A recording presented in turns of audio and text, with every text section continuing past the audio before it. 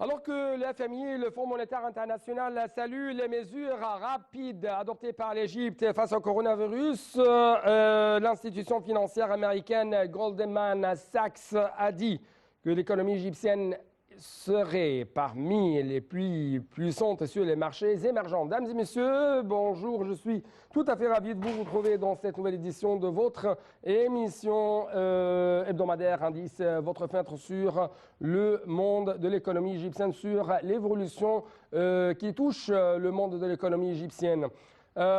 Justement, ce que je viens de vous annoncer il y a quelques instants, c'est presque les grandes lignes de cette nouvelle édition. Bien sûr, durant les prochaines minutes, nous allons jeter plus de lumière sur les analyses, les commentaires. Pourquoi les grandes institutions jusqu'à maintenant rendent hommage à la performance de l'économie égyptienne, même dans le temps du coronavirus. Et pourquoi, par exemple, la Banque européenne pour la reconstruction et le développement a dit que l'Égypte sera la seule économie à pouvoir échapper au marasme engendré par l'épidémie du coronavirus.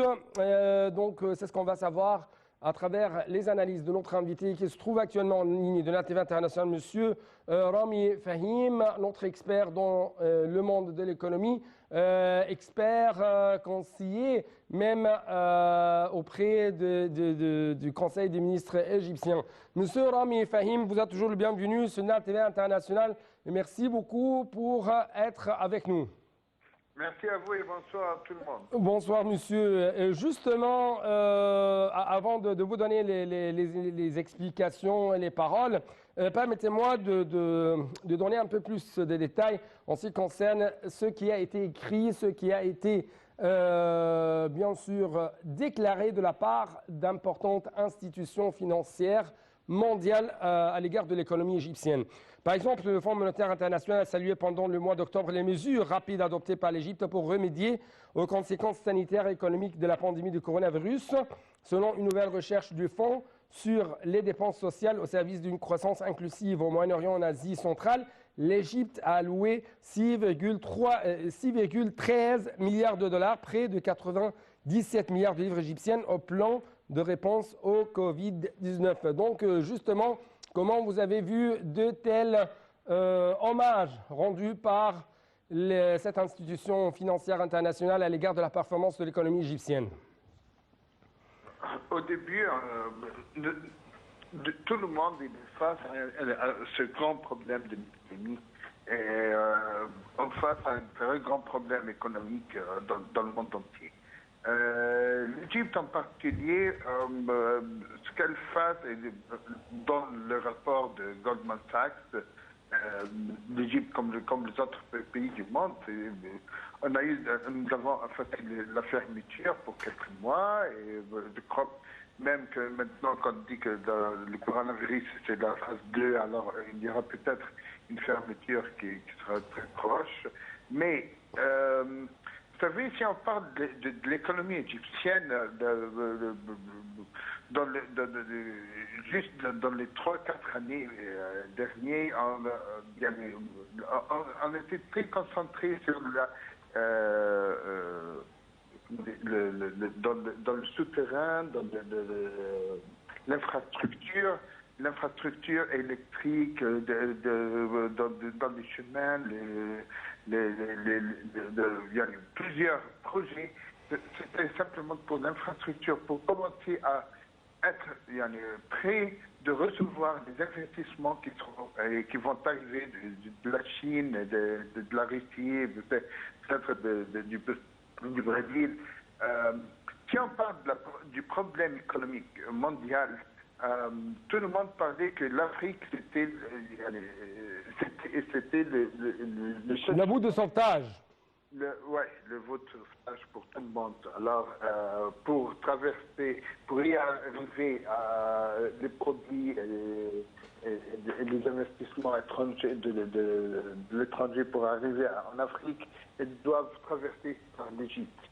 Oui. L'Afrique, il n'y a pas d'infrastructure dans l'Afrique noire.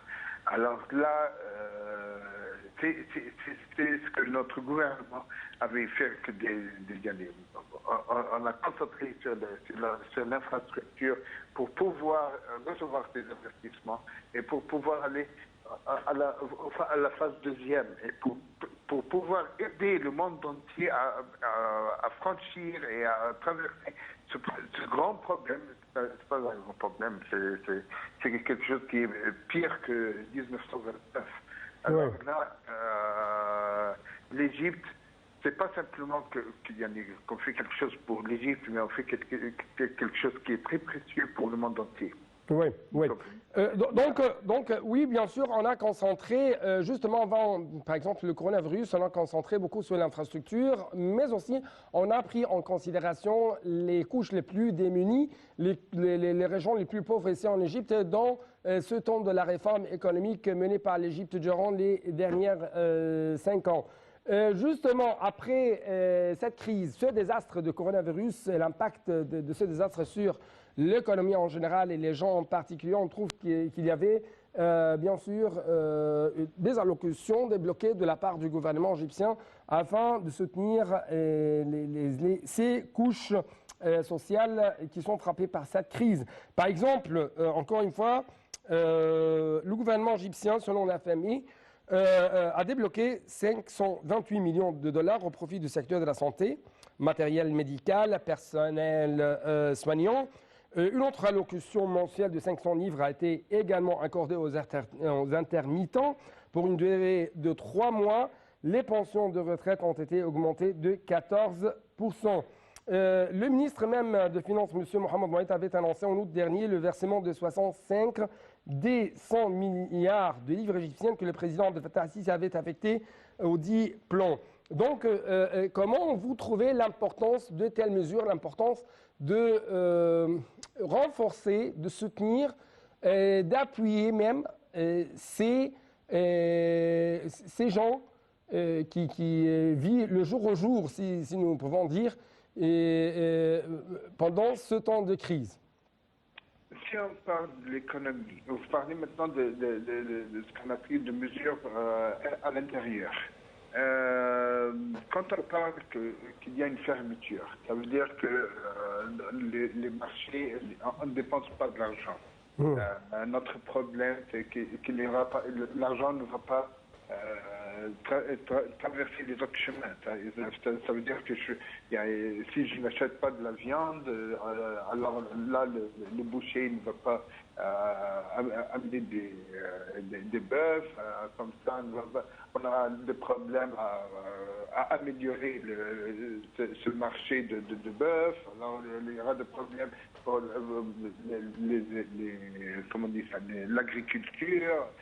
Alors, ça c'est un grand problème. Là, notre gouvernement avait fait attention à ce point-là et il a aidé les gens qui ne sont pas, qui sont moins de 1500 livres par mois. Ils leur ont donné des aides pour qu'ils peuvent dépenser de l'argent. Vous savez, c'était ça le problème du Brésil. En 2002, avant 2002 et 2003, avant Di Silva qui n'arrive au gouvernement, les aides de l'FDI, c'était des problèmes pour eux, parce qu'ils ne voulaient pas ils voulaient faire des problèmes économiques en Brésil. Mais ce qu'il a fait, Di Silva, c'est qu'il a fait, il y avait des taux d'intérêt qui sont diminués pour les hommes d'affaires et il les a aidés à avoir des terrains, des champs, il les a aidés à ouvrir des usines et il a donné des aides pour les pauvres. À plus de 65 millions de personnes en Brésil. Tout le monde, on croyait que tout le monde allait avoir des problèmes parce qu'il y avait comment on dit ça, qu'il allait prendre de l'argent des riches pour donner aux pauvres. Mais ce qu'ils ont trouvé, c'est que les pauvres pouvaient dépenser de l'argent pour acheter tout ce qu'il y a dans le renouvellement des usines quand ils ont dépensé grande demande d'argent pour pouvoir augmenter et améliorer les produits, les produits industriels au Brésil. C'est ce qu'on essaye de faire. La fermeture, ça va nous faire dépenser beaucoup d'argent. Si on n'a pas cet argent, il y aura des problèmes pour que le marché... Justement, si je peux faire une sorte de commentaire en ce qui concerne pourquoi les gens n'ont pas répondu oui aux appels à la contestation lancés par les frères, lancés par les forces de l'ennemi de l'Égypte. Justement, comme vous venez de nous dire, par exemple, le gouvernement égyptien, l'État égyptien essaye par tous les moyens à aider les pauvres, à donner, plutôt à consacrer des programmes justement à ces pauvres, que ce soit à travers une subvention sociale, une subvention économique, des programmes comme Takaful Karama, Solidarité et Dignité, d'autres programmes des PME, comme vous venez de dire, la Banque centrale égyptienne a baissé le taux d'intérêt afin d'allouer plus de sommes, plus d'argent à ces gens qui travaillent dans le secteur des petites et moyennes entreprises. Tout ça pour aider les gens pauvres, pour sauvegarder les gens contre la pauvreté, en même temps, la pauvreté multidimensionnelle, comme on dit, améliorer l'enseignement, améliorer la santé des Égyptiens, mais aussi améliorer ce taux d'emploi. À travers cette subvention indirecte, donc nous pouvons renforcer sur le terrain les gens afin d'arriver à avoir une sorte de travail et une sorte de développement, à avoir une sorte de développement inclusif. N'est-ce pas, monsieur? Au début, oui, bien sûr que les frères et les amis, les Libanais, les Turcs, d'autres pays qui, ça se voit bien qu'on a des problèmes avec eux, mais l'Égyptien, il voit très bien qu'est-ce qu'on fait. Il voit très bien ce qu'on fait dans les routes. Il a vu comment ça a amélioré dans l'électricité. Il voit bien l'amélioration de ce qu'on fait. Ça se voit très bien comment on a fait, comment tout a amélioré. Si on parle de l'agriculture, si on parle par rapport à ce qui se passe à l'extérieur. Quand on voit à la télévision, tout le monde face des problèmes économiques. C'est pas simplement nous. La fermeture, c'était pas simplement pour l'Égypte. Le taux si on parle de taux de rapport entre nous et à l'extérieur, ça se voit très bien ce qu'on fait. On a vu très bien ce qui se passe chez nos voisins. Si on parle du Golfe et ce qui se passe à la Syrie, au Liban, la Palestine, l'Arabie Saoudite, le Koweït, ils fassent tous de très grands problèmes si on parle autour de la politique, de l'économie. Mais à la fin, tout ce monde-là, ils viennent ici. Et c'est un genre de digère. Alors, si on arrive à prendre dans notre bras tous les frères, tous les amis, tous nos amis du Golfe, de la Syrie, du Yémen, du Soudan, de la Libye, de l'Irak, c'est pas des réfugiés. Ils sont trouvés, c'était comme leur pays. Alors, on a pu récupérer, c'est pas simplement que c'était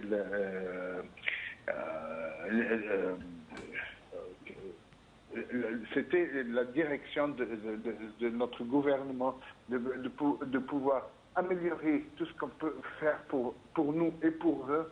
Et à la fin, ils sont venus ici et on a pu dépasser ces problèmes et récupérer tous les problèmes qu'on a En fait, nous devons passer à un autre sujet, et cette fois-ci qui est tout à fait relié à ce qu'on a bien sûr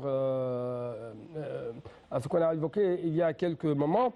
Ce qui a encouragé le Fonds monétaire international à approuver un accord sur les financements rapides à l'Égypte, c'est ce rapport publié par l'institution américaine Goldman Sachs, qui est considérée comme l'une des plus grandes institutions financières dans le monde.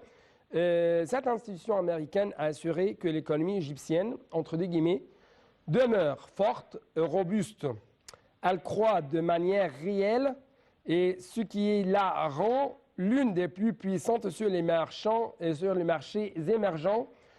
En effet, l'Égypte a réalisé une réussite fascinante avec son programme de réforme économique appliqué depuis 2016. Donc, c'est un deuxième hommage rendu par une autre institution financière internationale, cette fois-ci américaine. Donc, comment vous avez lu et analysé le rapport de Goldman Sachs? Vous savez, beaucoup de pays ils ont fait face à des problèmes pour pouvoir payer les demandes étrangères. Ici, on a diminué vraiment la quantité, si on parle de quantité pour la Banque nationale, et on a payé toutes les demandes qu'on avait. Alors, on n'a pas de problème à payer nos retraits. C'est au début. Deuxièmement, l'Égypte est l'un des premiers pays à attirer les investisseurs. Même dans les banques, quand on avait des obligations internationales pour payer les bons en dollars, 20 milliards de dollars sont sortis de l'Égypte, mais très rapidement, 10 milliards sont arrivés. D'accord? Alors, vous savez, ça c'est quelque chose, ça te voit très bien dans la croissance. C'est la confiance des investisseurs. Et c'est la croissance dans l'économie égyptienne. Ça se voit très bien qu'ils ont très grande confiance dans l'économie égyptienne. Et le problème, c'est que l'Égypte, elle est très vierge. On a beaucoup de projets à améliorer, à commencer à faire pour vraiment améliorer l'économie égyptienne. L'industrie égyptienne, elle n'est pas vraiment sur le taux de l'Égypte. Là, on entend beaucoup plus pour l'industrie. Si on parle de l'agriculture, elle est déjà sur le plan mondial et on aide les voisins. C'est ce qui s'est passé dans les 6 mois derniers, durant le coronavirus. On a aidé tout le monde avec nos légumes et végétaux et tout ça. Mais si on parle de l'agriculture industrielle, l'Égypte, elle vient d'ouvrir des banques verts pour commencer. Vous savez, c'est notre génération d'investissement de l'Égypte. Et tout le monde ils ont confiance que l'Égypte va récupérer et elle va augmenter d'une façon très rapide le taux d'investissement industriel et agriculture. Si on parle aussi de l'électricité, si on parle des mines, tout ça, l'Égypte, justement, on n'a même pas faire l'extra de plus de 8 à 9% simplement pour nos mines. Oui, oui. Si on parle des industries qui vont oui. Très rapidement, autre indice très important selon les assurances de l'institution américaine Goldman Sachs, la livre égyptienne reste forte et qu'elle se prépare à gagner du terrain. C'est pourquoi cette institution a appelé le secteur privé à investir davantage dans la recherche et la formation des jeunes. Votre commentaire? C'est très bien. C'est très bien. Si on parle de la livre égyptienne, puisque nos exportations, elles sont beaucoup moins que de nos imports, alors la livre égyptienne, c'est beaucoup plus, ça sera beaucoup, c'est sera meilleur pour nous d'être plus forte, parce qu'on paye les dettes, les obligations, et nos imports sont plus grands que nos exports. Mais quand ce sera le temps qu'on va très bien améliorer nos industries et on va améliorer nos exports, alors là, notre livre égyptienne, elle doit diminuer dans ce temps-là parce qu'elle doit donner des points forts pour nos produits quand on fait l'export. Mais en ce moment-là, c'est beaucoup mieux pour nous que la livre égyptienne, elle soit plus forte en ce moment-là. Mais dans le futur proche, j'espère bien qu'on fera attention que quand nos exports seront au moins même dans le même prix dans les imports, alors là, on doit diminuer notre livre égyptienne. Mais en ce moment-là, c'est très bien pour nous qu'elle soit beaucoup plus forte. C'est comme parler de la Chine. Pourquoi elle n'augmente pas sa monnaie? C'était pour ça. Parce que c'est beaucoup mieux pour eux, pour leur export. Leur export, ils sont beaucoup plus grands, plus forts que leur import. Et c'est ce qu'on va voir dans le très prochainement. Allô? Le taux d'inflation va Allô? se stabiliser à 4,5% ici en Égypte au cours des 2 prochains mois. Et selon Goldman Sachs, c'est un taux inférieur à celui ciblé par la Banque centrale égyptienne. Votre commentaire encore une fois. Je m'excuse, vous pouvez répéter votre question, je ne l'écoute pas très bien entendu. Ouais. Je parle du taux d'inflation. Ouais. Et selon Goldman Sachs, le taux d'inflation va se stabiliser à 4,5% au cours de 2 prochains mois. Est-ce que vous m'entendez bien? Oui, maintenant. Oui. Je comprends très bien la question maintenant. 4,5, je pense que ça va diminuer même. L'année prochaine, ça sera à peu près de 3,7. Si on va pas avoir quelque chose qui sort de nos expectations. Oui. En 2021, si on parle c'est le seul pays parmi les opérations qui pourront réaliser une croissance de 2% en 2020 et de 5% en 2021 grâce au projet d'infrastructure jusqu'à maintenant, parce qu'on parle de l'infrastructure jusqu'à maintenant. Alors, c'est pour ça le projet, on a une défense jusqu'à maintenant pour le projet, vous me comprenez. Mais si on voit très bien nos projets. Jusqu'à maintenant, ces projets-là, ils ne nous ont pas fait il n'y a pas d'argent qui est rentré pour nous à travers l'infrastructure. Vous comprenez? C'est quand il y aura les investissements, Les investissements. va monter les investissements internationaux sur notre terrain en Égypte. Cet argent, elle va rentrer après. Le retour de l'argent de l'investissement dans l'infrastructure, Oui. Ça va faire un très grand argent pour l'Égypte. Oui. Et très rapidement, arrivant aux prévisions positives de la Banque européenne pour la reconstruction et le développement BERD, concernant bien sûr l'économie égyptienne, selon cette institution européenne, l'Égypte est le seul pays parmi ceux à travers ces opérations qui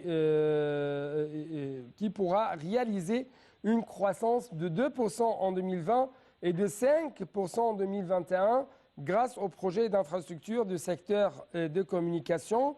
Et en même temps, on trouve que selon les BERD, l'économie de l'Égypte était la seule de tous les pays où opère la banque et qui se tirerait probablement du marasme en 2020 en raison en partie des grands projets publics de construction du bond réalisé dans le secteur des TIC, le secteur de télécommunications. Toujours votre analyse. C'est pas le secteur de télécommunications, bien sûr, c'est dans l'infrastructure. Et si on parle de, vous savez, il y a des projets de l'énergie, on a des projets verts, l'agriculture industrielle. Là, il y a des projets de défense naturelle pour notre économie. Ça, c'était, grâce à Dieu, pour nous, qu'on a fait notre plan pour faire cette défense et qui a vraiment défendu dans la fermeture. Vous n'avez pas de problème d'infrastructure. Vous comprenez, si vous avez des investissements en infrastructure, on n'a rien à vendre. C'est simplement nos investissements à l'intérieur. Pour être pris, c'est selon notre plan qui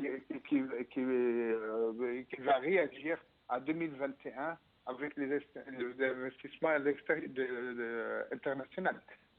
Oui. C'est une défense naturelle. Oui. Dernière question, très rapidement. Comment vous avez vu le succès de la première émission d'obligations vertes d'une valeur de 75 millions de dollars? Ça sera la dernière question, très rapidement. 750 millions. C'est pas 750 milliards de dollars. 750 millions. Le taux d'intérêt était un peu... c'est pas très bien le taux d'intérêt de 5,25%, mais c'est la valeur de dire que l'Égypte est sur le plan de l'investissement vert et qu'on ouvre...